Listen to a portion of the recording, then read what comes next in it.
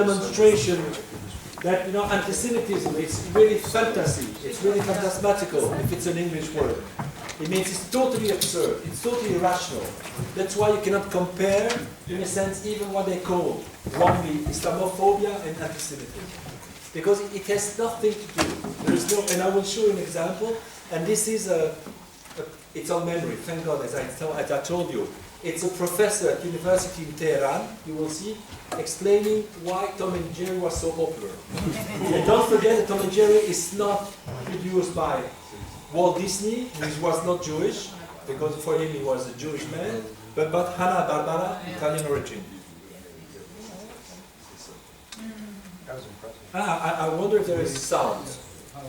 There should be. Anyway. یک کارتون محبوبی میان بچه‌ها هست. خیلی محبوبه، یه بزرگا خیلی دوستش دارن. تام و جری. به قول برخی‌ها جاویدان والت دیسنی دیگه هستن. کمپانی والت دیسنی یهودی با این کارتون ایجاد کرد. بعد از سراسر جهان همچنان داره به نمایش میاد. همچنان اون جایگاه خاص خودش رو با ملاحت‌ها و شیرین‌کاری‌هایی که موش و گربه بویژه موش داره همچنان جایگاه خودش حفظ کرده. میگن علت اصلی ساخت این با در حقیقت کارتون بسیار جذاب حذف یک لقب بوده در اروپا. شما برید تاریخ اروپا رو بخوانید ببینید که قدرت اصلی در جمع آوری و تمرکز و تکاثر ثروت و سرمایه در قرن 19 کیا هستن؟ اکثرا یهودی‌ها هستن. شاید یکی از علت‌ها این که وقتی مثلا جریان یهود ستیزی رو هیتلر راه انداخت و برخی تبلیغات وسیعی که صورت گرفت سر کوره‌ها که البته مواردش درسته، حالا اینجوری نیست که از اون بیفتیم کلا واقعا شما فیلم فهرست شیندلر رو ببینید اونجا بنابر این بود که هر کسی یهودی حتما یه ستاره روی لباسش بزنه، اصلا یهودی پست و اصطلاح موش کثیف تا مجلس ساخته شد تا تصور اروپا از موش عوض بشه. اصطلاح موش کثیف یکی از مواردی که به کار می‌بردن این بود. یکی از مواردی به کار می‌بردن این بود که خدمتتون عرض می‌کنم موش اگر دقت کرده باشید به شدت موذیه و کثیف. یعنی در میان اقوام و ملل هیچ تمدنی مثل یهود زیرپوستی عمل نمی‌کنه. شما سرگذشت یهود رو تو اروپا بخوانید چون تا نهایت مثلا به اون بغض و نفرت هیتلر یا تا که هیتلر هم پشت پرده یه ضربه‌بندی‌هایی داشته با اون پروتکل‌ها اینجوری که مشخصه. خدمتتون عرض می‌کنم که این تام و جری ساخته شد تا این تصورش دقیقاً عکسش بشه و به همین دلیل شما حالا از فردا این کارتون رو که ببینید حالا با این بحث من ببینید از این زاویه یعنی موشه به شدت زیرک باهوش و حرکاتی که خیلی ملاحت داره، حرکاتی که میزنه گربه بدبخت پدرش رو در میاره ولی نحوه این ستم به گونه‌ای نیست که سبب انزجار شما از فعل این موش بشه. اصلا زیباییش نمیدونم زیرکیش این دقیقا میگن که میخواست تصوره رو تو ذهن بچه‌های اروپایی پاک بکنه که با موش کثیف نیست، چنین قدرتی هم داره. به هر حال از این قضایا ما زیاد داریم تو متاسفانه خواهید تو برنامه هست. Joel, yeah? For full disclosure, you should say that that person is Sacha Baron Cohen. But it's funny actually, it looks like a joke. Great. That's amazing. But you can find us memory. You type Tom and Jerry, memory, and you can show it to your student. And it's, you know, this is antisemitism, you mean, or you would say radical anti-Zionism, because it's crazy. So let's be finished, more or less. So it means the return of, now in my country, Belgium, you hear me? Yeah. Okay. It's the return to traditional vocabulary, because what's important to remember is the vocabulary, what I try to explain. What it's called actually anti-Semith. You understand? Not anti-Semith. Myth connected to antisemitism. And, as you know, old myth as a building block of contemporary anti-Semitic discourses. And I will show you some example of Arabic, anti-Semitic cartoons, and some manifestation demonstration in Belgium, actually. Some example. And for instance, to show, the vocabulary is the same. Well, this is a German, Nazi, cover of Lustige Blatter. Actually, it was a monthly at the origin, the Jewish monthly, but then, of course, Nazified. And you get the same, the Jews, the Bolshevik, the Americans, and the British Empire. Of course, Bolshevik is disappeared, and in Arabia.com, Jordan, the Zionist, if you can see the yellow star, America, UN, the Arab world, and the Palestinians. So it's the same vocabulary. So this is radical anti-Zionism, because it has, well, it doesn't concern the Israeli-Palestinian conflict. It's something against totally irrational.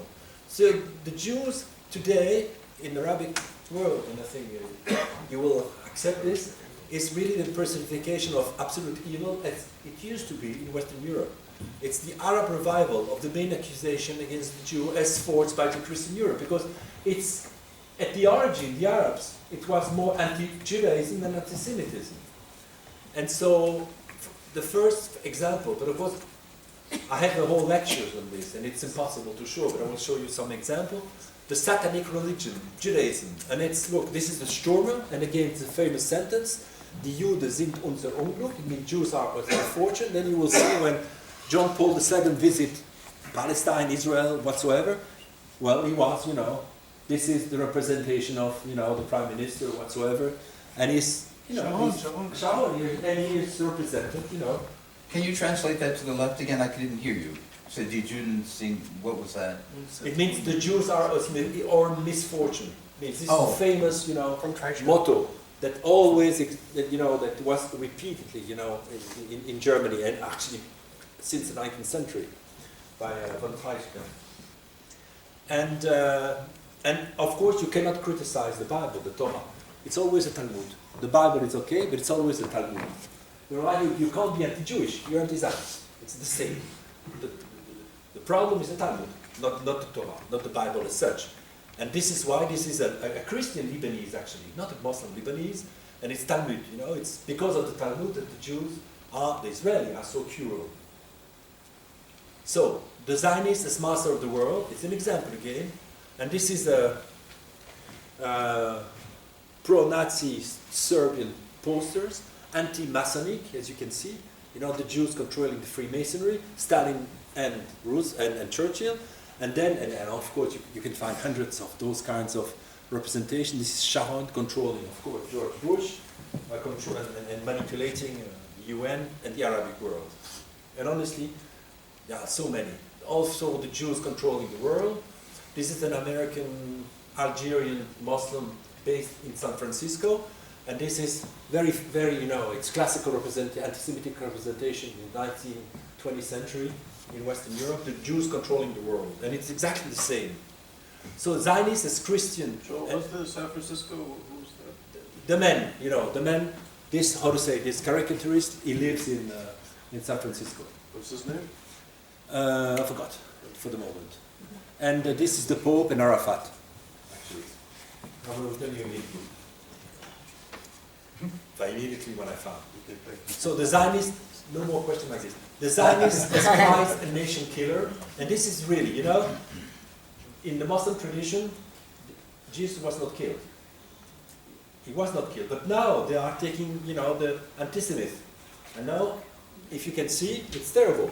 This is an anti-Zionist, a caricature, one of the main Arabic, it's Bukhari, if I'm right, and, you say, don't kill him twice. And what is very strange, it's Jesus, it's a Palestinian, and the Romans are the Israeli. It's really like a projection, of course, of the reality. And this is also very traditional in the, I would say, anti-Semitic vocabulary. Don't kill him twice. And very often you will find, even in contemporary photography representing the Israeli-Palestinian conflict, Palestinian women represented as Maria. Like being the fact that the Palestinians are really the Christian of yesterday. And this is a representation again of classical, Nazi, a Jew crucifying, the Sturm was a little bit pornographic and anti-Semitic, because of course the German, she's so beautiful, so I suppose, you know, at this time especially. So this is the Jews, persecuted.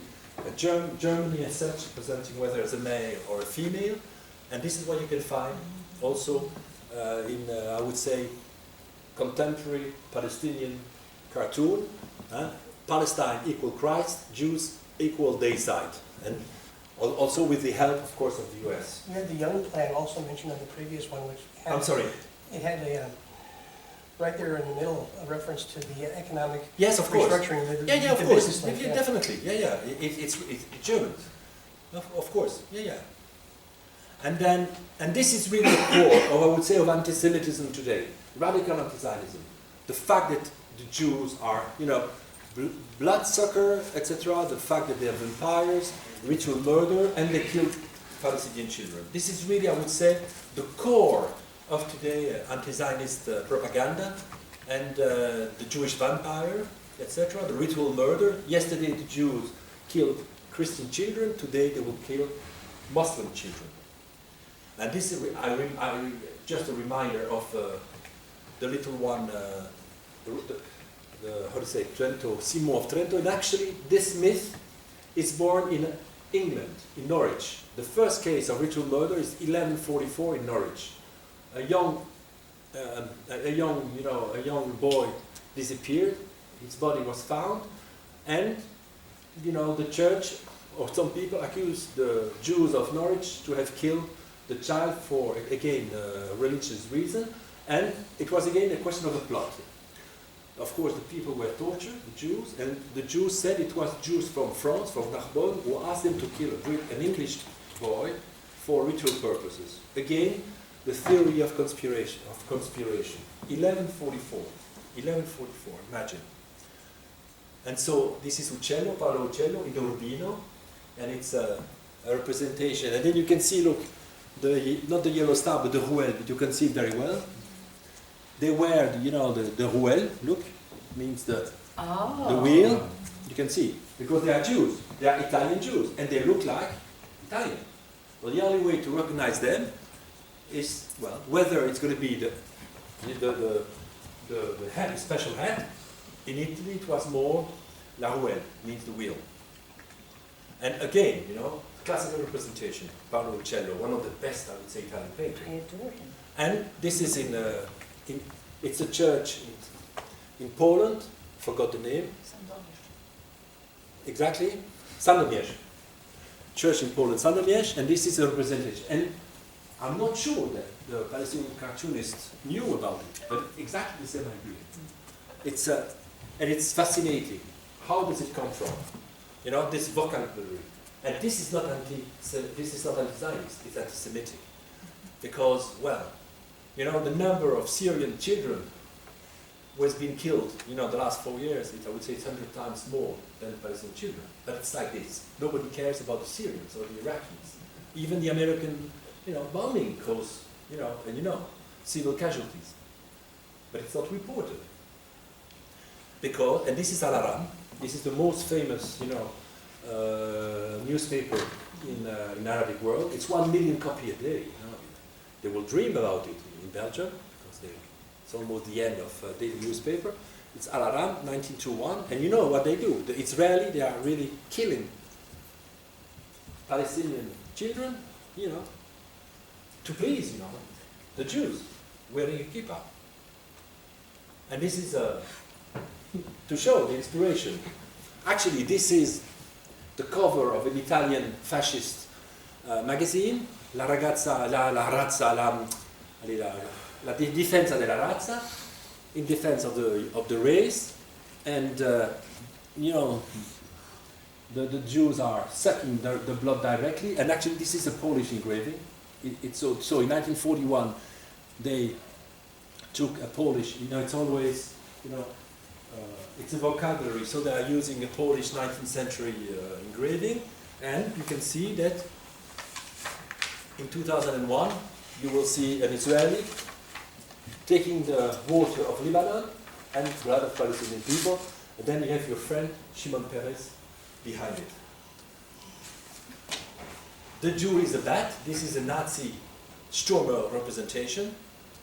And so this is, if you don't recognize him, Shaul Mofaz, who was then Minister of Defense of Israel.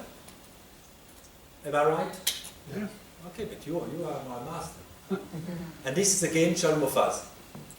And honestly, caricature like this, you will find by 1,000, 2,000.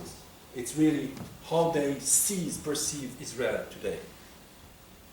And this is it was during Ramadan, and they were making some, comics, little film for children.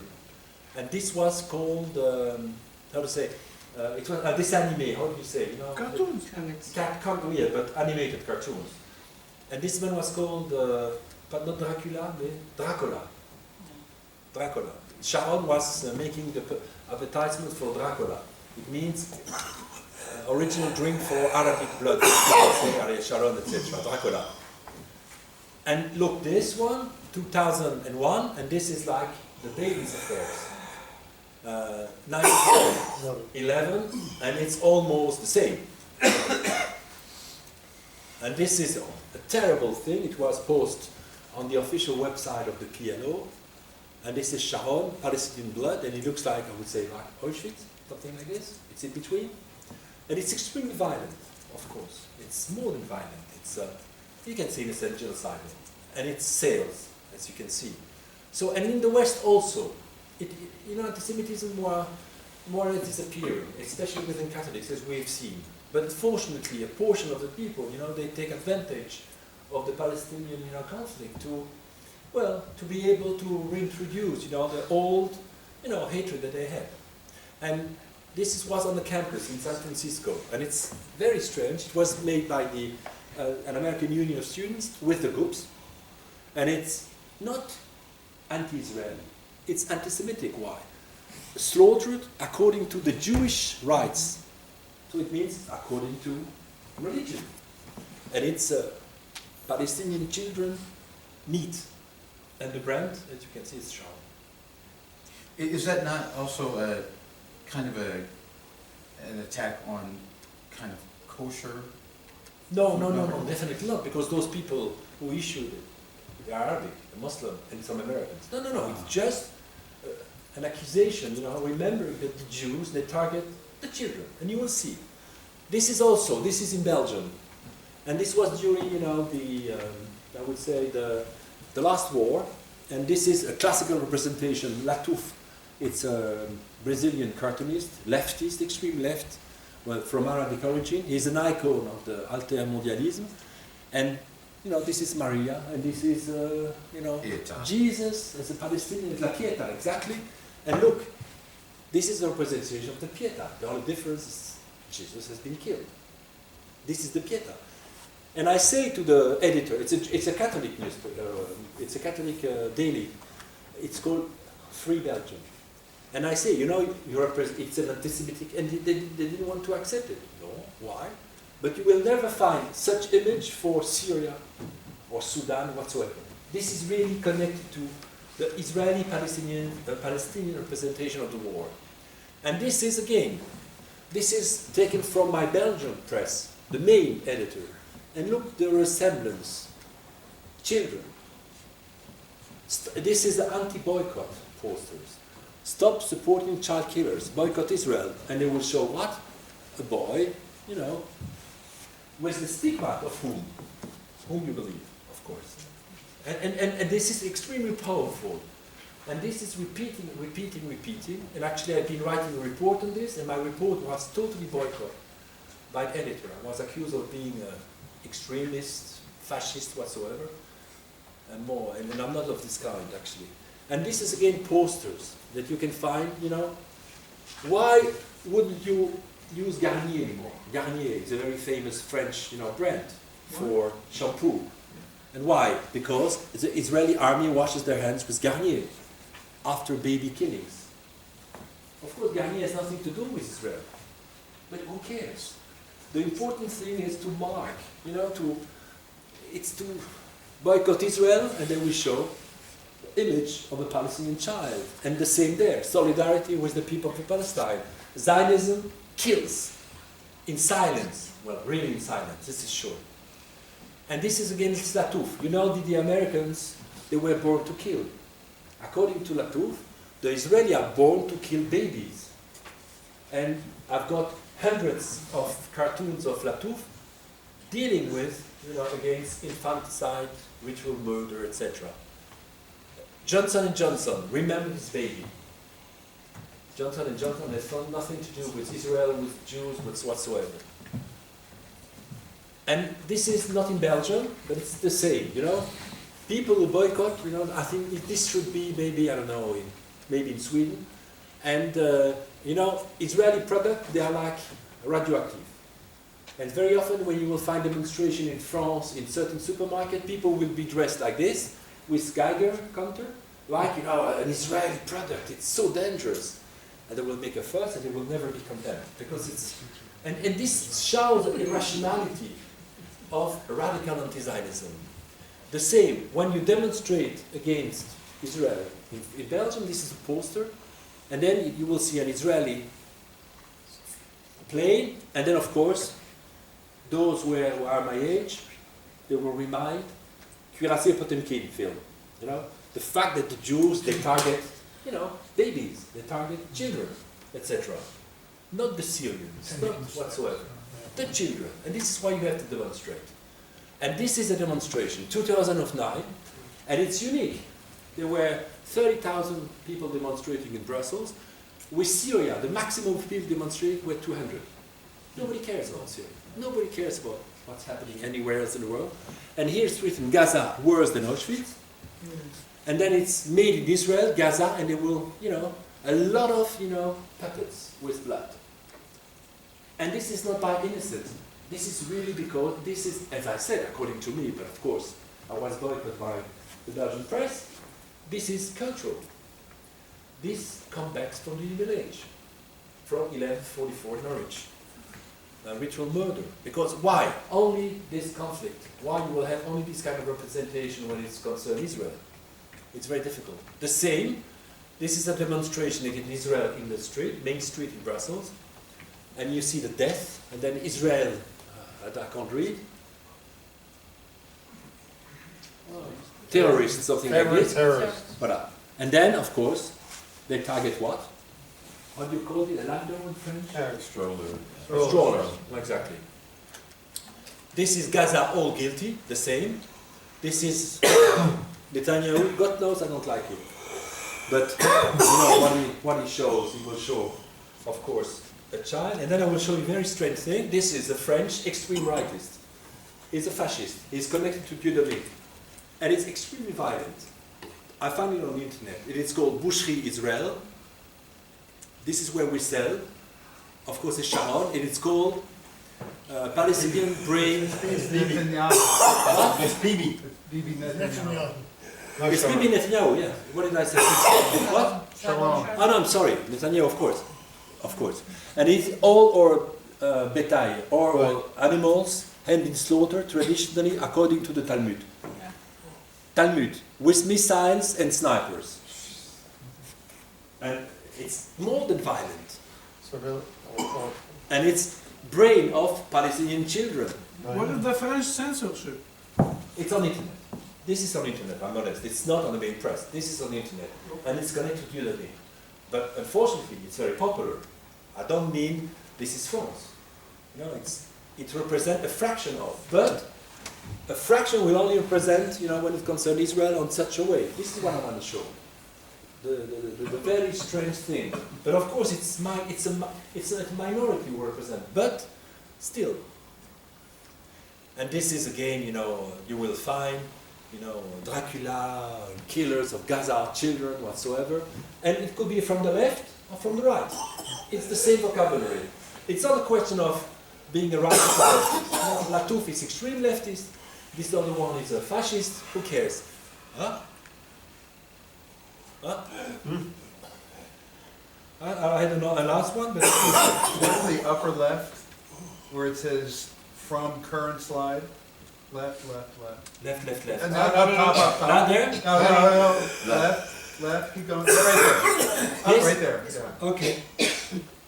No. Let me see. No. If it's not so important. No, it's important. We want to see. Yeah. No, you won't be able to sleep. Slide, I guess. This is how you, comment est-ce qu'on dit, subliminal pictures. We'll make you a real antisemite. Tomorrow you will be totally transformed. You will have bad dreams. No, it's not here. Anyway, anyway. Thank you.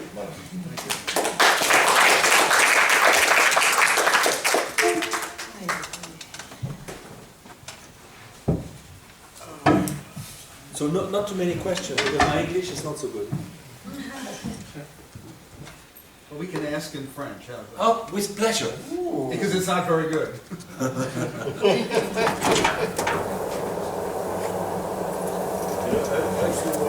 We're about to ask questions. I did this before. I think this is the one down. The lights are going to go off in a minute. That's the news. I'd say it's intermission. Wow. It is. Lunch was just reading the news. So.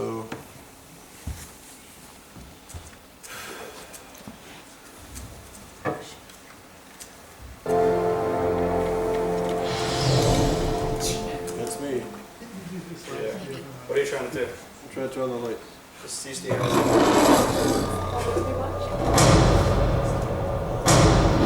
C'est quoi? What is it? Just to wake everybody up. Are we ever gonna get to see that? It's like this. I know. It's what Charles has been watching during the presentation. It's part of the subliminal.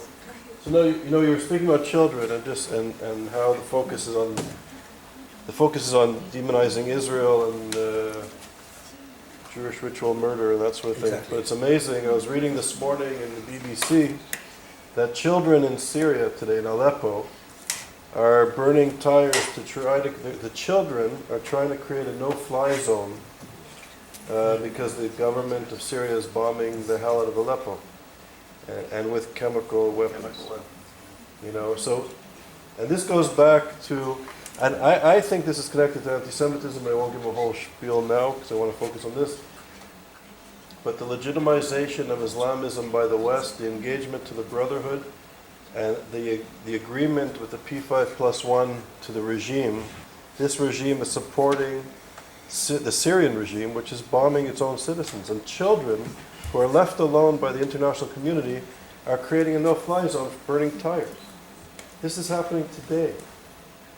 It's absurd. Anyways, questions for Joel?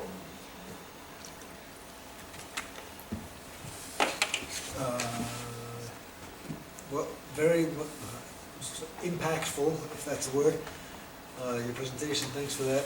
But the question you started, your title, why the Jews and not the hairdressers, and it is not inevitable, you said at the beginning. The hairdresser. No, why not hairdressers? I mean, so we understand why the Jews, or we understand how. Yeah. And then the first bit, anti-Judaism, was maybe the why, but then was it inevitable? Once you have Christianity, let's say, is it inevitable? But you know the joke at the hairdresser. It's a French joke. Maybe it's not an American joke. It's or the English bicyclist. No, I don't know. The bicyclist. bicycle. Yeah. Oh, you say the bicycle because it's, That's originally yesterday, comes from Germany.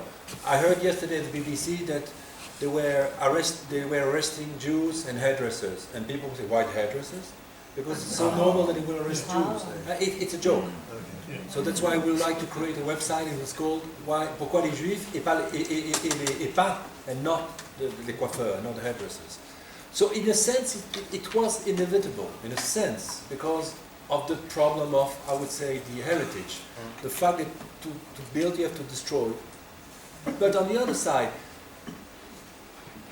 it was an invention of the father of the church. And also it started in a sense by St. Paul, because some people would say that it was St. Paul who created actually Christianity. And St. Paul in the sense that no Jews, no Greeks, etc. And so to exist, finally they had to build on this. But it could have been another story, that Christianity would have been totally different. But, well, you cannot make history with if. Right. But being the only minority within the Christian society, in a sense you can say it was maybe inevitable. That, because it's also connected, what I try to explain to you, it's anti-Semitism is connected to period not only in crisis, in mutation. Because at the high Middle Age, you know, the Jews were occupying a certain number of professions, very useful. They were the pre-middle class, because they were peasants and rich people. And they were what, Ernest Garner called castrated people. They were useful because they could be expelled whatsoever. But then at the high Middle Age, there was they were competing with national bourgeoisie, because the real bankers, they were not the Jews, they were the Italians. I mean, the Medicis, they were what? Bankers. It means the Germans. You understand that it's also connected to, I would say, sociological confrontation with, the new bourgeoisie who wanted to take the place of, they were given to the Jews in the previous time of the Middle Age, when the princes didn't want to have a national bourgeoisie, but then finally the bourgeoisie will emerge, and so the Jews become superflu. How do you mean superflu? Usefulness. This is the trouble of the Jews. The Jews become, they were useful, and then starting in the Middle Age, they become usefulness, and then they invent reasons to get rid of them. And the reason why they were responsible of the desecration of the Holy Sepulchre, they were differently responsible of the diseases, and that's why after, when religious this decrease, suddenly they become a different race. But it's another way, to express the fact that the Jews were superflu, no more useful within the society. That's why they will be finally expelled.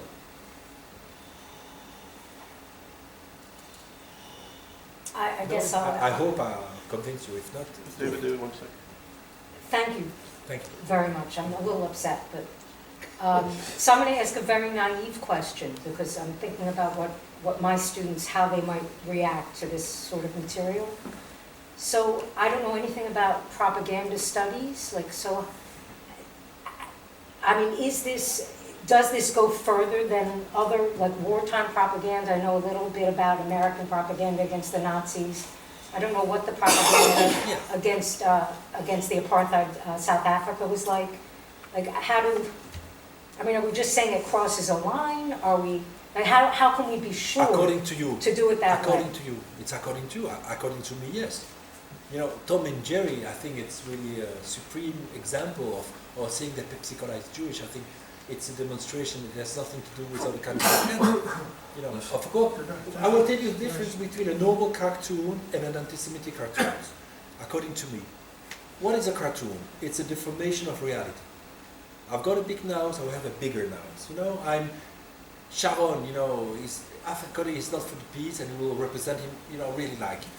Because you can be anti-Israeli. I think you can be against the Israeli government if it's a deformation of reality. An anti-Semitic cartoon, it's not, or anti-Semitism, it's not a deformation, it's creation of a non-reality. This is the difference. It's an invention. It means the Jew, they don't kill children. It means the Jews, they're not controlling the world. The Jews, they're not controlling Pepsi Cola. It has nothing to do with a deformation of reality. It's an invention of something totally, it's a fantasy. This makes a difference, because of course you will represent your enemy as a beast, of course. Propaganda, by definition, you have to represent, bestialize, animalize your enemy, by definition. But in such a way, I think it's unique, according to me. And that's why I show you a lot, just to,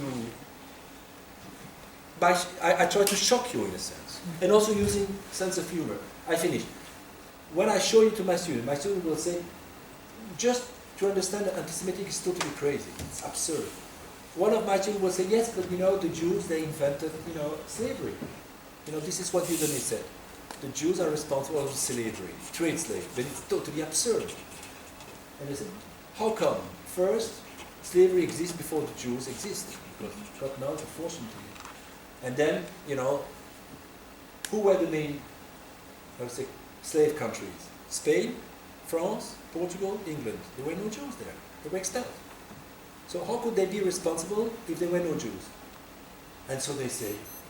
And this is the difference. It's defamation. It's not defamation. It's totally invention. And it works, actually. Because, you know, it's not one time that they will say, you know, the Jews invented slavery. My God, what can I say? Okay, so, Can I just comment on sure. this? Yes. but wait, before you comment, I should have done this earlier, but Harris, Rafiq, and Mrs. Rafiq are here. Harris is speaking tomorrow, so welcome, Harris, and go ahead. Yeah, just to take it one step further, there is a chap called Sheikh Mohammed, and he is a Saudi Arabian cleric, and he's taken this step, this actual cartoon, one step further, and actually issued an edict, a fatwa, that both Jerry, the mouse, and Mickey Mouse must be killed. This is a serious fatwa. It's issued by the Saudi. Why? Because of the evil and because of all the things that you've talked about. So some people actually, it's very easy. It's relatively easy for some people to move this sense of non-reality into reality. And so there are people who are serious, in inverted commas, clerics, Wahhabi clerics in this case, not Shia clerics, who are telling people to go out and kill Mickey Mouse and Jerry. That should be the biggest problem we have. Yes, but it happened in Dushanbe in Tajikistan. Someone which was wearing a Mickey Mouse dress was killed. Several times it happened. Okay, we have a list of people who, so Michelle, Alon, David, and then Eddie. And if anybody else wants to ask a question, please. It's interesting that according to some instruments of international law, anti-Semitism can be based on reality, but in contradistinction to what you're saying, it has to be based on non-reality. It can be based on reality. What do you mean by reality? Well, like for example. Yes, it could be, yes, anti-Judaism. Yeah, yeah, but of course. the criteria is singling out Israel for opprobrium in relation to other countries in the world. Like for example, just the fact of singling out Israel for your, complaints and not Syria. Okay, this is double standard, but in a sense, the obsession against Israel, it's a kind also of denying of reality. It's an obsession. That's why, for me, anti-Semitism, it's a disease, it's a paranoia. I call it's a paranoia. Of course, if you only care about Israel and not, like, the UN Committee of Human Rights, you know this. Right. And I think 90% of the resolution are against Israel. Of course, this is anti-Semitism, because it's absurd. Of course, when you say that non-democratic countries are Cuba whatsoever, of course, but it's the same. It's not the reality. It's really double standard. Alon? Yeah, thank you very much for your presentation. So, first of all, let me start with the first thing that I saw in your presentation. So it was a genealogy of this language, of this jargon, and I would not call it. You will see later why. So presently why, but I will not call it a jargon of anti-Semitism, but rather a jargon of violence. So I could add some things, and I could add some things and challenge you on some other things. But anyway, so I want to go to something. Internet. Yes, I want to go to something else. So it's not the only jargon of violence that we know. So there are many jargons of violence. So for example, this year there is a book which came out by Kamal Daoud. He wrote a response to Albert Camus, and it's a topic to Albert Camus, The Stranger. And the topic of this book is another jargon of violence, a French jargon of violence, which is designed to enable violence or violence against Algerians or against Algerians. Now I saw also another, and also I have a very good friend. He's a Talmud scholar, and he showed me jargon of violence in the Talmud. So made by Jews, against people who are not Jewish. Now one more example, and then I come to my question to you now. I saw the cartoons in Charlie Hebdo. Yes, the cartoons. Apparently naive cartoons in Charlie Hebdo. They were not naive. You know, they made use of all the cliches of the dirty Arab, of the primitive Arab, etc. etc. Now, my question to you is, what is it? Okay, so it was a fabulous presentation about the development, emergence of this particular jargon of violence. What is the difference, if there any, that you see between these jargons that you call it the anti-Semitic jargon and other jargons of violence? Well, if you didn't understand, then I fail my conference. No, I'm asking. So no, if there is any difference, or they are all... Considering Charlie Hebdo, I personally am a secular Jew, and I do consider that criticism of religion is something that it's essential. You cannot understand secularism in France today, I would say Western Europe. If you want, I can make a presentation about anti-religious cartoons in France, Third Republic, and you will see it extremely violent. The difference is that they will criticize, in a sense, the church, they will, as I tried to explain, as a deformation of reality. The fact that the church was actually controlling French state, Italian state, the Belgian state, etc., that it was because of the Catholic value that women couldn't vote, they couldn't open a bank account, etc. It's a deformation of reality. You cannot understand Europe if you know, modernity went through the criticism of religion. What I show you, it has nothing. This is what I try to do. Of course, in the Talmud, they will say that Jesus was the son of a prostitute and a Roman legionnaire. But as I said, this is, you know, the question of the fact that monotheist faiths are extremists. The fact that the Jews were anti-Catholic and anti-Muslim, as the Muslims were anti-Jews, and it has nothing to do with the difference between, I said, anti-Judaism and anti-Semitism. It's the fact that the Jews, they were hostile to the Christian. Of course, they were using absurd arguments, etc., but it has nothing to do, in a sense, with what I try to call, after the 12th century, the fact that the Jews were responsible of all the misfortune of the world. This is, according to me, the definition of antisemitism. The fact that you accuse one, you know, element of the world population of being. But of course, you will find a lot of prejudice against the women, the homosexual, and the same kind of vocabulary.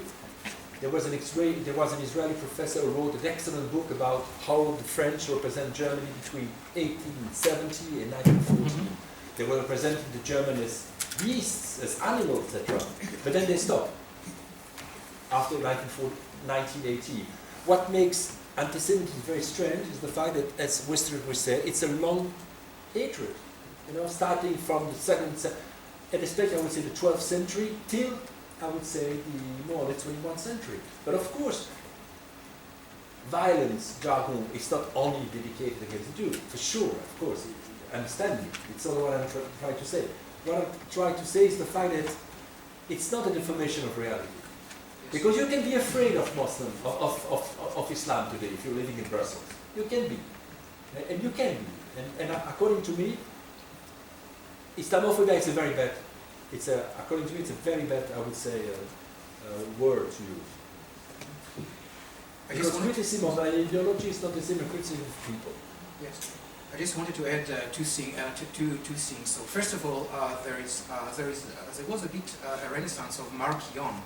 I don't know if you are familiar with Marcion, and the main claim, and Marcion wanted to write the new Bible, right, in the second century, and his reason was that the New Testament is a Jewish production of hatred toward Christians.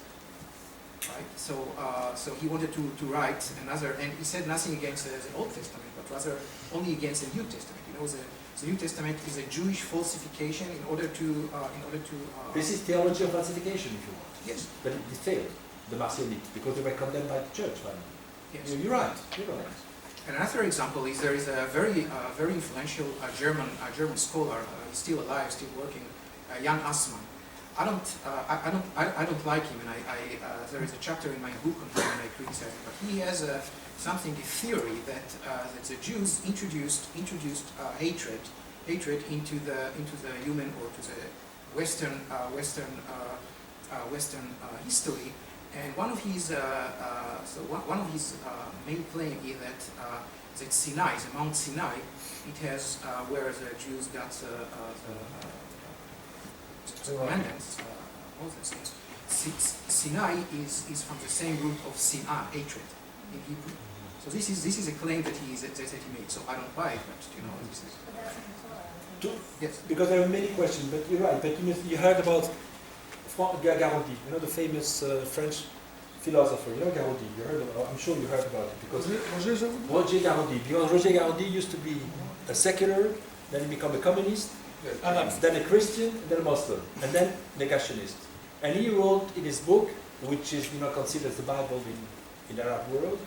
He was a friend of Gaddafi, that the Jews invented genocide, and he was quoting the Bible. When you see Jericho, for instance, this is terrible. Yes, Nietzsche made this claim. That's the first. But Nietzsche, you can find whatever in a very nice book. Yes, but he said this is the first example of genocide. Okay, David? Kind of a general and a specific. The general is the difficulty of trying to weave 2,000 years of items in an hour. Exactly. That said, just to stress what I hope I understood your point, there are at least two obvious levels, one of which is the official anti-Semitism or anti-Judaism or whatever strain you want to call it, that pops up as sort of an opportunistic piece. But below that, you also have a popular version that doesn't always agree with or collaborate with the officials. Sometimes they run against one another, even in opposition. For example, the Jews of Iran helping William the Conqueror, the early English trade, and eventually becomes useless, so you go to the Italians instead. But the point, though, is you have a popular and you have an official. And I think it helps in figuring out the impact at a broader level. The second thing, though, as a thought, and I have never heard anybody actually take this approach before because it goes with the crucifixion story. And that is the earliest account that I could find of a popular riot of sorts against Jews was actually during the days of St. Augustine, when the body of St. Stephen is moved. And when the story of St. Stephen is told, which is Acts 7:52, the Jews are specifically identified as having crucified Christ. And when they move a saint, they develop a liturgy, they develop the storyline, they recite it, they repeat it ad nauseum to celebrate the saint. And my thought is that you have in that also a reminder of the difference between the popular and the let's say the official. Yes, but I try to be, as Max Weber would say, I try, more or less to create a concept. But of course, sometimes it's because, as I said, when you can speak about Piazza di Sangre, you will see that you have, I agree with you, but it's, and even there were some riots, not only in Spain, in Visigotic Spain, but also the church were anti-Semitic in a sense. When you will see some, father of the church, you will find, speaking about the brother of the synagogue, something like this. Chrysostom. Wait. John Chrysostom. Exactly, John Chrysostom. In English, it's better. And the difference is that it was not taken by the politics. That's the difference. It was the speech. The question is, how could you explain that after the Crusaders, in a sense, the power bought it. Although that's not always true, because you have in some cases the church specifically saying, definitely, and I even agree. the state goes berserk. Yes, It was to purge the Jews. Of course, it's true, I agree. It's complex, but as you said yourself, during 2 hours, trying to explain the history of the world is not Yes, I have a comment to say. It's a nice question. It's a comment, not a question. I want to speak about the Arab view, Arab side. We saw a lot of things, we laughed, but you have to know that millions of Arabs believe. Of course. Millions of Arabs believe. And I want to share a comment, a personal thing. When Israel treated some people, some Syrian were injured from Syria. They came to Ramat Golan. They met Israeli soldiers and gave them medical treatment. These injured said, "Wow, you look normal. You look normal." All their life, they are from the childhood. The Jewish are monster, evil, beast. So when a Syrian injured saw an Israeli soldier, he said, "Wow, it's different." So the soldier tell him, "What did you expect? Something big with big ears, with like we see, like you." So this is what I wanted to share. This propaganda works. So you respect what you did to my child. Okay, short comment and short question. The first one is thank you for sharing all those cartoons with us. It reminded me the book by Professor Barkun from the University of New York. The book Fusion of Paranoia. That sooner or later all these conspiracy theories are coming together, and Jews are part of all of them. Sooner or later. You might start with any conspiracy theory, Jews will come, sooner or later. Barkun, you say? Barkun, Fusion of Paranoia. I like the book, and we saw it with Pepsi and others. And now the question, not taking time, when I saw the anti-Semitic cartoon published in Belgium, I was kind of surprised because when it comes from various. So which one was produced in Belgium? One you mentioned that one is from Belgium. Otherwise you representing what? I'm not recalling. But so the blood, the brain? Yes. French, France. That's France. Okay, so France, and it surprises me. And to make it short, countries like Slovakia, Poland, and I can name many others.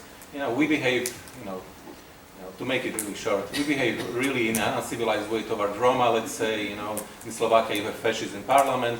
But if such an anti-Semitic cartoon would appear in not only in daily newspapers, but even on internet or even on Facebook, you can be absolutely sure that in 3 days it's in court.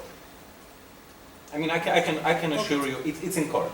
And that's why you practically don't have any anti-Semitic cartoons, because the anti-Semites know that they will end up on a court in a few days. And it surprised me, honestly speaking. That something like that might be published. I could have shown you. There was 3 months ago there was a competition in Iran, second competition against Holocaust, on Holocaust cartoons, and the first prize was a French. And it's terrible. It's really negation of the Holocaust. And the second one was a Belgian, and it's terrible. It represents, the wall separating Palestine and the occupied territories in Israel, and it's written Ahmad Makfai. And we show it to the government, a department responsible of anti-Semitism. They say, well, it's a genuine criticism of Israel. Okay. Well, the person will be in jail in Slovakia. No. It's like this, and we are not understood. We're not what?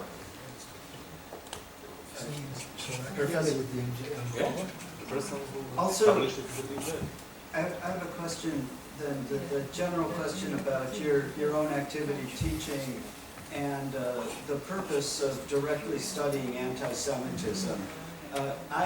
I understand exactly why we're teaching it. I've had similar experiences to Professor Edgy, to it. I remember over a dozen Malaysian students came to look at me just to wonder, in the sense of, here is one, what's he really like? And it was clear their education was based on images that they saw there. But if we were in a medical school right now, and we only studied, the metaphor isn't intended to be, but we only studied an outbreak of a rash, but we didn't study medicine, sooner or later we would start to say, we have to study something else. And one of the reasons for it, I don't mean it in the sense that we're not talking about the reasons, but we would say that we're studying something without considering other topics that are connected to it. Is it possible to study anti-Semitism, the cartoons, the popular images, even if we talk about the history of it, and even if we talk about the role in society, without studying a larger picture of humanity, why people believe in these things, what the history means, etc. Obviously, yes, but this is just a seminar. You know, I'm professor, and there are 7 topics, and this is one of the topics. And those who want to be interested in anti-Semitism, they enroll in my seminar. But of course, I agree with you.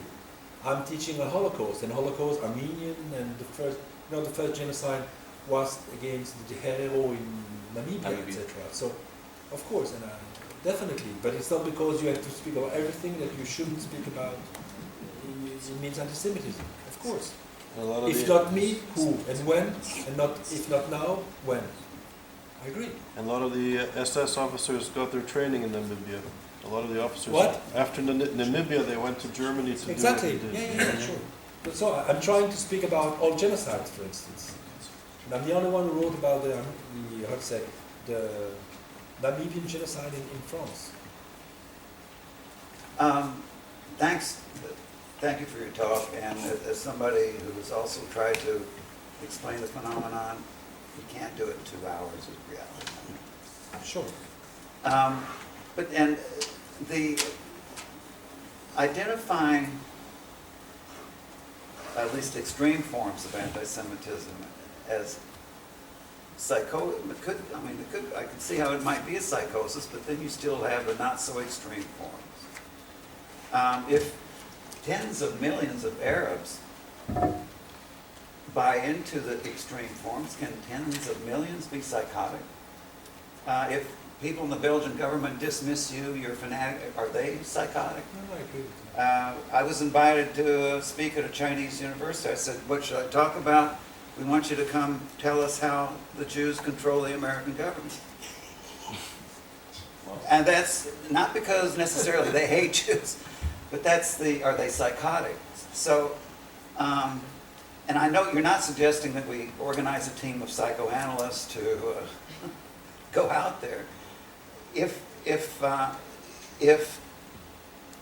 one thing we can do in response is to counter the narrative, countering the narrative for a psychotic is not going to change the psychotic. I'll agree with you. Oh, I don't want to interrupt. I just want to piggyback when you're done. I just wanted, my question is, and I know you're not saying this, but that isn't, any explanation of it has its limitations, it seems to me. Of course. I mean, because there's always, what about this? What I try to do is not that the society is anti-Semitic. It's what I try to do. You know, the majority, they're not concerned, they're just ignorant. The trouble is that 3% of the population can destroy the whole society. You know, in 1928, you know, there was a German Nobel Prize with Briand. There were a French and a German Nobel Prize for Peace. You know, Briand Stresemann. And 5 years after, there was Adolf Hitler. 3% of society can destroy the whole. That's what I try to say. And of course, as I said, there are different liars. Of course, more and more people are pro-Jewish, I would say, in Belgium. I think anti-Semitism is decreasing in the general population, for sure. And in a sense, this is very strange. People more and more will consider in Belgium Jews as white people, in a sense. We belong to, and it was not the case before the war, it's true. If you analyze the question, would you agree that your child will marry a Jewish man? And more will say yes, if you see the trend the last 50 years. Of course anti-Semitism is decreasing. The trouble is that 3%, like all Muslims are not dangerous, but 3% can, you know, destroy and make people completely, you know, patsy. Yeah. That's the trouble. It's the 3% I'm interested. And for the 3%, it's a paranoia. And those who are controlling the media in the Arabic world, or the mosque speech, there are those 3%. That's the trouble, and they believe in it. But I agree with you, please. I wanted to build on David's analogy, because I was thinking about, even in the science of psychology, when one thinks about neurosis and psychosis, I appreciated that analogy. It's interesting that, you know, there is such a thing as, you know, is argued as, you know, chronic as well as episodic psychosis. So, you know, that might help with the analogy too, because if it's if it's episodic, there's the idea that you could be cured from it, you could be treated from it, you might move on, you might have might have health more readily, more easily restored. Whereas chronic psychosis is something that one may go from, cradle to grave with, usually, late teenage years to grave with. I mean, it usually expresses itself in the late teens. Thanks. So Gil and then Kat. I also want to piggyback on what David said in a different way. I'm not a student of psychology, but at all. But when I was watching the professor, the Tom and Jerry presenter in that movie, perpetuation of this mythology, the capacity to, on the part of a so-called intellectual, of an instructor to be able to perpetuate this kind of mythology, to do it. I mean, I operate in the political world. I've seen exactly the same thing in decision makers in the Arab world. Who could look you in the eye and tell you how Jews control things. I mean, I've been in rooms with them, and the question I have is that this just keeps going on and on. Forget about the level at which, Edie was talking about. I mean, that's I don't want it. I get that, but here you have elites that are perpetuating this thing. It is totally analogous to the Nazis in the sense that you had the whole Nazi elite capable of perpetuating this thing. The question is, how are we countering this? And I think that's what we're trying. I mean, at least I am. I'm trying to figure out what is the piece here. I mean, is there a dialogue at conferences with some of these people? As far as you know? I don't know. Yes. There is one attempt. It's called Aladdin Project. You heard about it? Say again. Aladdin Project. Yeah. More or less, they try to to enter in contact with the Arabic and Muslim world, and they translate a lot of things into Arabic, Iranian, and Turkish language. In a sense, you can say education, but it's very complex because you can't cure a psychotic in a sense. Can I say something? Yes, of course. I all have the answers. what we say in Arabic I don't know. Are from Palestine, Jordan, and Egypt. That we have peace with them. So, I mean, the conference that I've been to is the the conference I've been with Muslims are never involving Middle Eastern academics. They're always involving Muslim academics from outside that region, whether it's Pakistan, it's Asian, whether it's American, and that's the part of the issue. Maybe I've got an answer. I'm sorry. My purpose is not to convince the psychotic people. It's just to convince the ignorant people. It means my students. That's it. And the editing, publishing, the editors of the journal. They're not anti-Semite. They're just ignorant. That's it. So and also, Katja, I won't cut you off. Before Katja asks the question, I think I'd like to just take the prerogative to respond very briefly. I think that you speak about the elites, Gil, and the ideology of how anti-Semitism is embedded in certain social movements in the Arab world and the Islamic world. But I think we also have to look very, very seriously at our policymakers here in the West, in the P5+1 in the United States and in Europe, the silence of the media of record for a generation or two, and the silence of scholars. And I think this project, we're coming from different ideological perspectives, different disciplines, but we're trying to create a space in the academy to discuss these issues very seriously, to study them at the highest caliber of scholarship, to create a space for faculty and students to engage this, to debate it, to argue about it. But it's our silence, I would argue, that has enabled the engagement of the Muslim Brotherhood by the Western nations to go unchecked.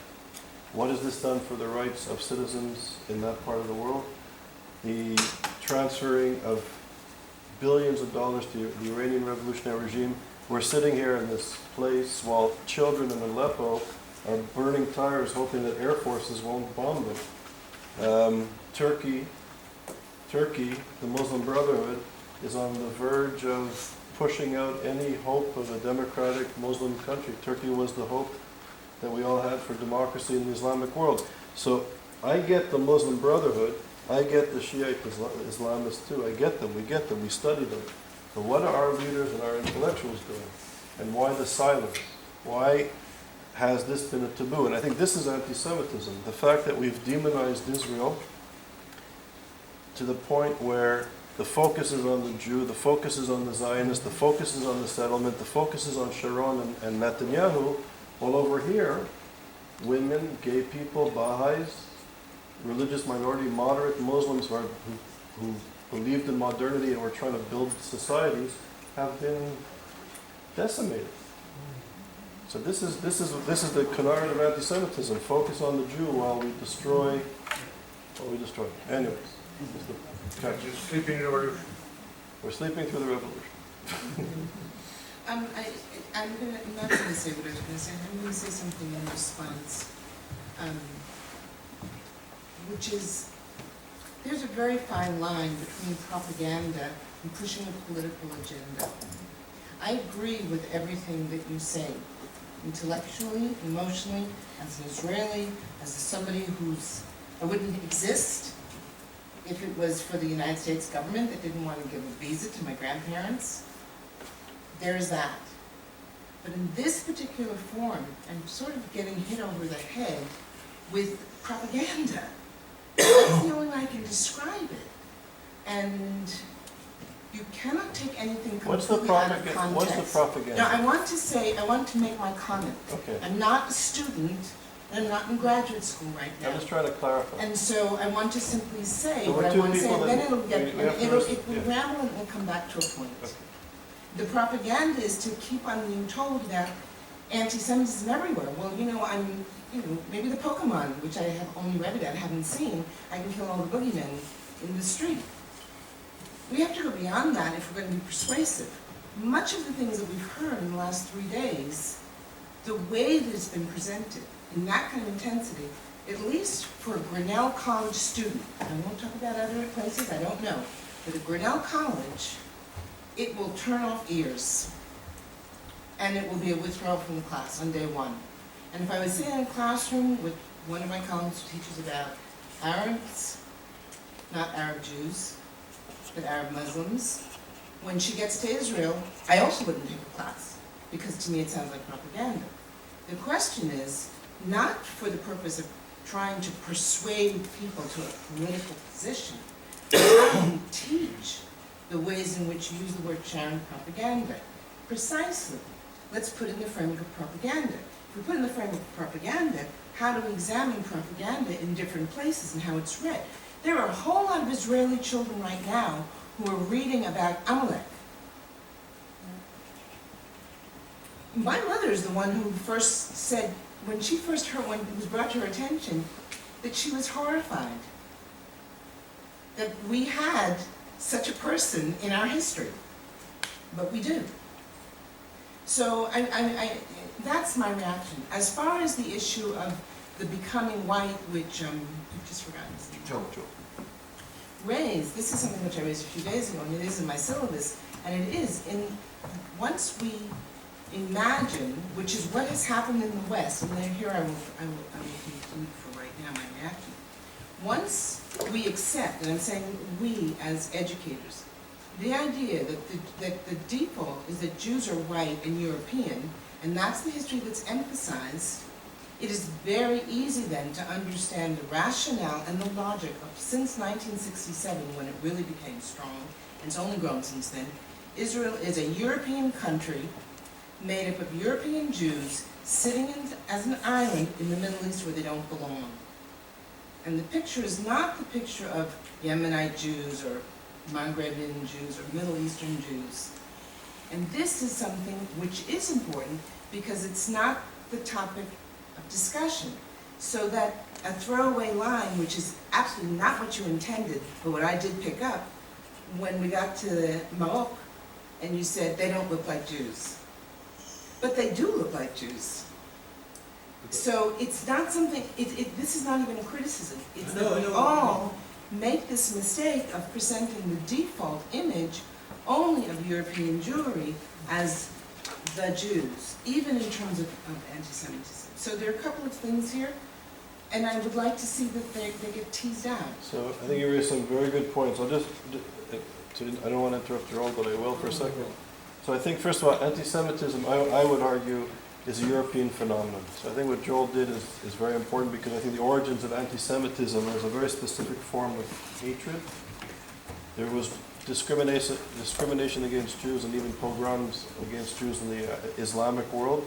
I think anti-Semitism is very European, and Joel was looking at the sort of... Not anti-Judaism, anti-Semitism. Anti-Semitism. And then I think anti-Semitism was exported probably 100 or so years ago to the Islamic world. So I think looking at the European context is very important to understand anti-Semitism. Your comments about Mizrahi, or say non-Ashkenazi Jews in Israel, I completely agree with you. Well, I'm sorry, but we do Purim, and Purim is not Paris. Let me just finish, please. I think that the next week we're going to have some scholars from the Middle East who are experts on the region and Jews from the region. We'll have some Mizrahi, Persian leading intellectuals who will be lecturing, who know their history and the history of the Mizrahi Israeli Jewish community extraordinarily well, so those issues will be covered. But I think what Joel is trying to do is look at anti-Semitism, which tragically is a European phenomenon. So I think and I think Mizrahi Jews are underrepresented. I think the fact that just over here down the road, a few hundred meters from here, Katya was the Middle East Study Center. Right, but I think let me just finish, as I let you finish. Study center is here. Just here, yeah, just connected here. I think helped to portray exactly what you said, and the refugees, Jewish refugees from Arab lands, is something that has not been taken seriously by the academic community in general, and even by the Israeli society as a whole. So it's a very important subject.